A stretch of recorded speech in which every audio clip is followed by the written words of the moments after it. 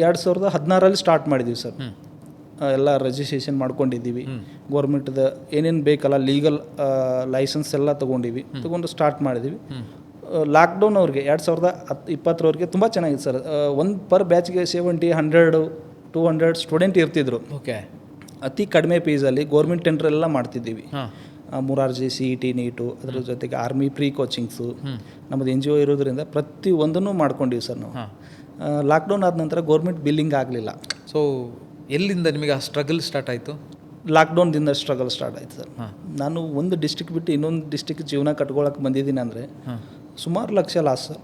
ಒಂದು 20-25 ಲಕ್ಷ ಲಾಸ್ ಆಗಿಬಿಡ್ತು. ಓಕೆ. ಯಾವುದೂ ಸಂಬಂಧಗಳು ಹೆಂಗಿರ್ತಾವೆ ಅಂದರೆ ಸರ್, ಇನ್ಕಮ್ ಬರ್ತಿದ್ರೆ ತುಂಬ ಚೆನ್ನಾಗಿರ್ತಾವೆ. ನಾನು ಕಂಡ್ಕೊಂಡು ಸತ್ಯ, ಇನ್ಕಮ್ ಇದ್ರೆ ತುಂಬ ಚೆನ್ನಾಗಿರ್ತವೆ. ಇನ್ಕಮ್ ಸ್ಟಾಪ್ ಆಯ್ತಂದ್ರೆ ಕಂಪಲ್ಸರಿ ಡಿವೈಡ್ ಆಗೇ ಆಗುತ್ತೆ. ಜೀವನ ಕಟ್ಕೊಳಕ್ಕೆ ಏನು ಮಾಡೋಣ ಅಂತ ವಿಚಾರ ಮಾಡಿದಾಗೆ ಈಗ ಎಲ್ಲರೂ ಸೇರಿ ಉದ್ಯೋಗ ಅಂತೂ ಸ್ಟಾರ್ಟ್ ಮಾಡಿದ್ವಿ. ಓನಾಗಿ ಬಿಸ್ನೆಸ್ ಸ್ಟಾರ್ಟ್ ಮಾಡೋಣ ಅಂತ ಅವಾಗ ಪ್ಲ್ಯಾನ್ ಮಾಡಿದ್ದು sir. Boss Vala, B the boss.